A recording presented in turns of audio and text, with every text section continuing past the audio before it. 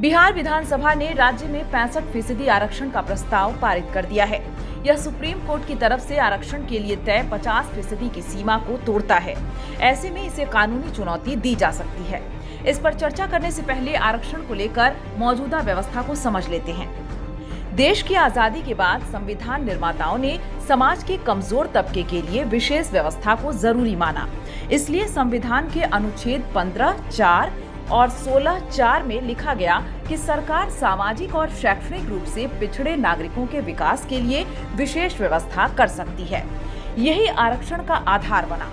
सबसे पहले अनुसूचित जातियों और जनजातियों की पहचान की गई। फिर अनुसूचित जातियों को सरकारी नौकरियों में 15% और अनुसूचित जनजातियों को 7.5% आरक्षण दिया गया। इसे उच्च शिक्षा में भी लागू किया गया।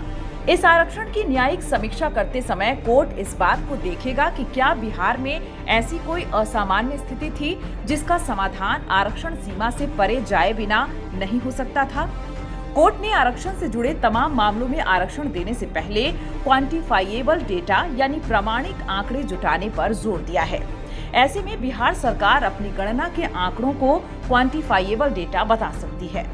लेकिन यहाँ समझना जरूरी है कि सिर्फ किसी वर्ग की अधिक जनसंख्या उसे ज्यादा आरक्षण देने का आधार नहीं हो सकती। इंदिरा साहनी फैसले में जो 50% की सीमा तय की गई थी, वह सामाजिक न्याय और मेरिट में संतुलन के लिए की गई थी।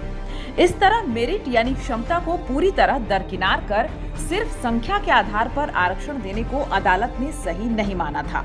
ऐसे में बिहार सरकार के लिए भी कोर्ट में अपने आरक्षण को सही ठहराना एक बड़ी चुनौती होगी। अगर कोर्ट को यह प्रथम दृष्टया गलत लगता है तो वह इसे लागू करने पर रोक लगा सकता है। 10% EWS आरक्षण को सुप्रीम कोर्ट सही ठहरा चुका है।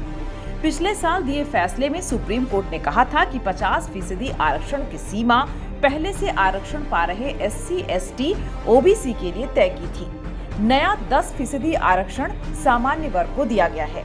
ऐसे में इसे सुप्रीम कोर्ट के फैसले के खिलाफ नहीं कहा जा सकता है। 50% आरक्षण सीमा को सही ठहराते हुए कई फैसलों में सुप्रीम कोर्ट ने कोटा विद इन कोटा यानी आरक्षण के भीतर आरक्षण को सही कहा है। इसका मतलब यह है कि अगर कोई जाति या वर्ग बहुत ज्यादा पिछड़ा है तो आरक्षण सीमा के भीतर उसके लिए अलग से व्यवस्था की जाती है। यानी बिहार सरकार चाहती तो किसी जाति या वर्ग के लिए आरक्षण सीमा के भीतर अलग से व्यवस्था कर सकती थी, लेकिन उसने जातीय गणना के आंकड़े के आधार पर आरक्षण को बढ़ाकर 65% करने का फैसला लिया।